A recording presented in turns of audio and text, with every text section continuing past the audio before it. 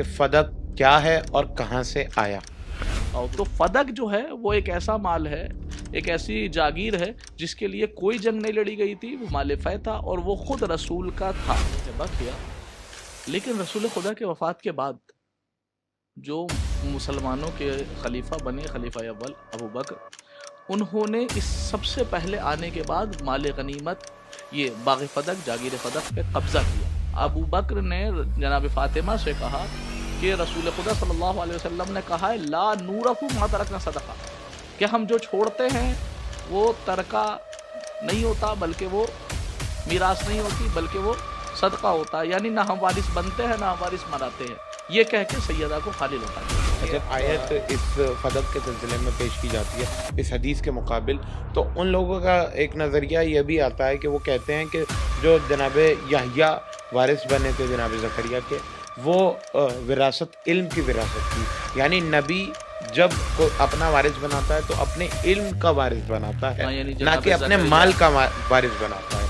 تو جب علم کا وارث بنتا ہے تو مال کا وارث کیسے ہوا؟ بتانا یہ چاہ رہا ہے یہاں صرف علم کی میراث نہیں ہے، ہر چیز، من کل شیء کا لفظ یہ بتا رہا ہے کہ یہاں پہ جاگیر کی میراث بھی ہے، دولت کی میراث بھی ہے، مال کی میراث بھی ہے، اور ہر اعتبار سے میراث قرآن سے ثابت ہوتی ہے کہ نبی کا وارث علمی وارث بھی بنتا ہے اور مالی وارث بھی بنتا ہے۔ اگر یہ مانے کہ رسول جو چھوڑ کے جاتے ہیں وہ صدقہ ہوتا ہے، امت کا مال ہوتا ہے، تو پھر جناب عائشہ سے گھر خالی کیوں نہیں کروایا گیا؟ سوال جب جناب سیدہ سے فدق لیا جا رہا ہے تو پھر جناب عائشہ سے بھی گھر خالی کروانا چاہیے تھا کہ یہ جو رسول کی پراپرٹی ہے، رسول کی پراپرٹی نہیں، یہ تو امت کا مال ہے۔ لیکن جب ان کا حق چھین لیا گیا تو خود جناب سیدہ کا کیا ریئیکشن تھا؟ کیا اہل سنت حضرات نے یہ بھی اپنی کتاب میں رقم کیا ہے؟ اتنی ناراض ہوئی کہ انہوں نے کبھی ملاقات نہیں کی، کبھی بات نہیں کی، یہاں تک کہ سلام بھی کیا گیا تو شہزادی نے چہرہ گھما لیا، سلام کا جواب نہیں دیا۔ اب سوال جناب فاطمہ زہرا کی ناراضگی کا اسلام میں کیا حکم ہے؟